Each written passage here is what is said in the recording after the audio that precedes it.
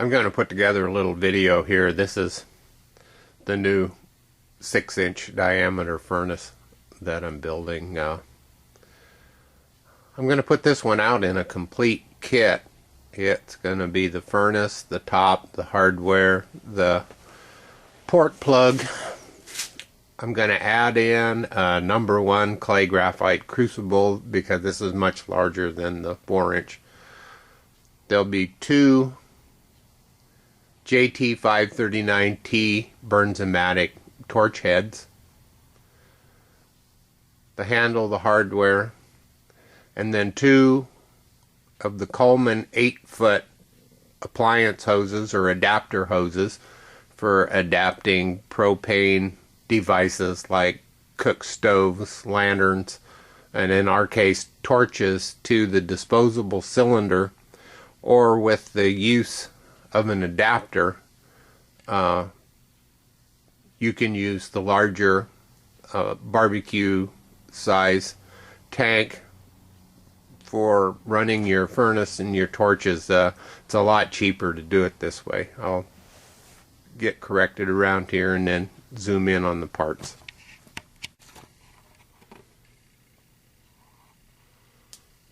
This unit right here is the T adapter, and it will allow you to run 2 hoses off of the same bottle. You put that bigger end right there into the propane bottle. The propane bottle valve has external threads and internal threads. This one fits the internal threads. They're left-handed. Your hoses will hook into the ends with the white caps. Then the normal stuff is the plug and the handle. It's a nice crucible. I did a troy pound of silver testing it. The furnace is everything is just the same as the Micro Mini, except bigger in the top. And then the 2 hoses. Now I'm going to use my hoses because they're expensive and I'm going to be selling this stuff as new. So I'll drag everything over to the work area and I'll set this thing up and we'll light it up and let it warm up some.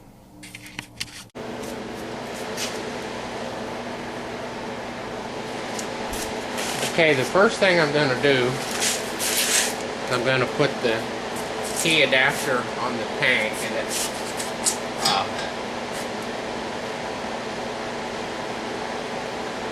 you have to wiggle it a little bit. It doesn't always start easy. And it's left-handed thread. And it has a hand wheel on it, and I don't know that I don't prefer the hex bolt connection instead. To get that tight, it's rough. So what I do is I kind of turn it a little bit till getting snug is the one thing you don't want to have propane link. So when that's got the adapter like so, now these are my hoses. The kits will have new hoses, and they are so expensive. I had to pay the regular price. I couldn't find, I wasted too much time hunting. So I take the nail end of the torch hose, pull the cap off, get it started, and then this is right-handed thread, normal direction. And you put it on and just snug it up. Cap off the other side.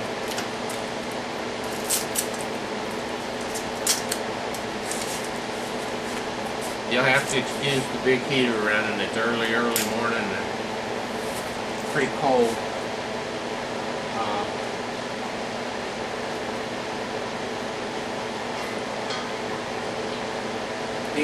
This hose here is appliance hose that came with a torch.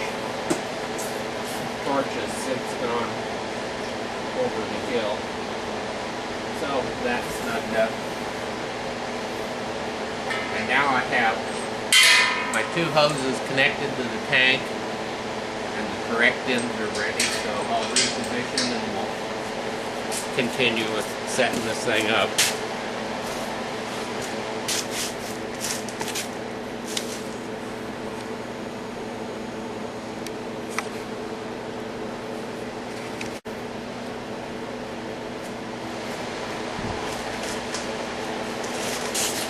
The torch unit's going to come in with a little small bag of nuts, wing nuts and washers, thumb screws. The thumb screws are for the torch, and you take each one of those and put it in the torch inlet on the furnace. Just screw it in a little bit.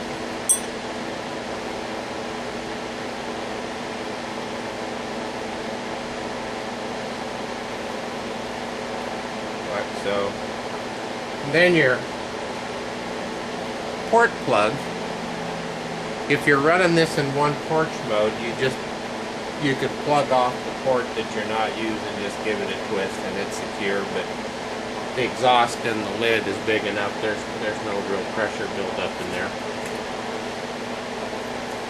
Okay, the next little chore is to put the handle on the top. You'll notice the top has a taper, it's a bigger hole on the bottom, it's smaller at the top. So you take the handle, and you just put it over the studs.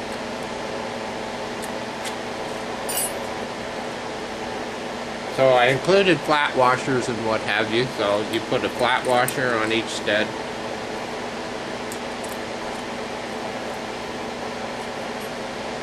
Then your handle.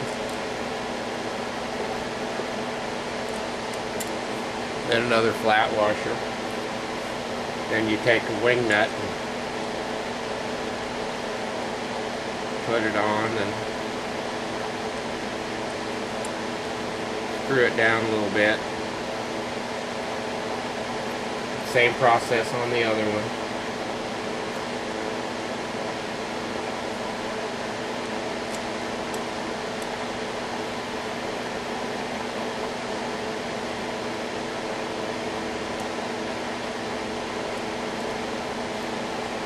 And then you just snug them up.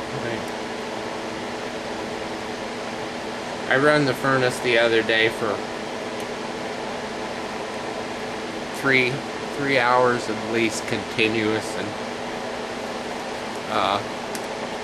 the handle never got hot even though the furnace was pretty warm. So that's ready to go. That just fits right on top, big part down. So next we take one of the hoses, we take our torch, and then we just thread that on.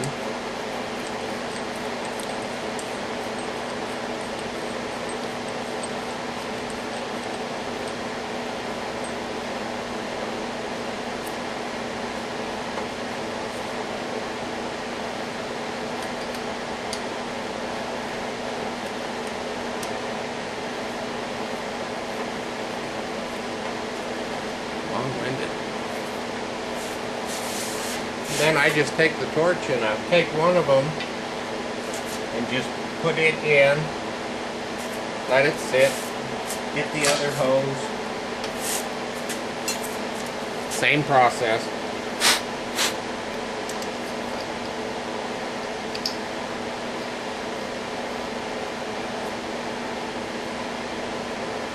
And this one too is ready to go. Alright, I will get this thing ready and we'll start warming it up.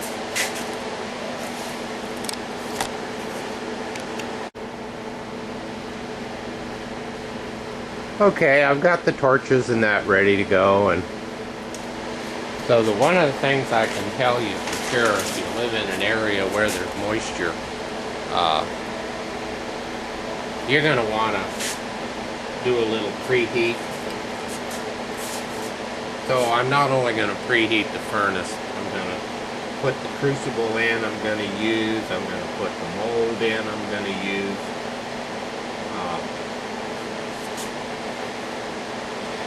And bake out the moisture that is accumulated. When I position my torches, I position the tip back inside the refractory line about 1/4 of an inch. And so far I haven't seemed to expose my torch to any real damage in the tip from the high heat. Got my tank turned on. I'm gonna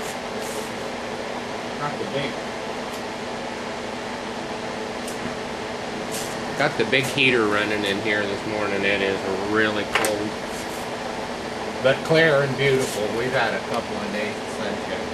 So I set the torch kit back.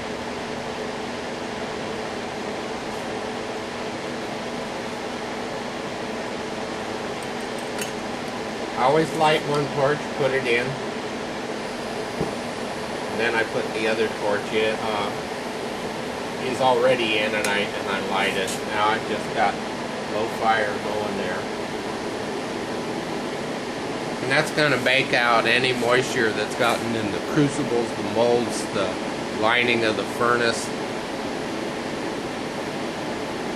And then before I do a melt with this for the demo, I'm going to preheat all my silver. I've got these are reject castings. I cast a bunch. I'm going to sweeten this up a little bit. I got one piece of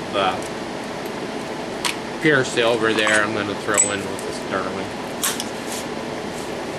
Not enough to keep to really do anything with, so I'm going to go on standby while I let this thing heat up.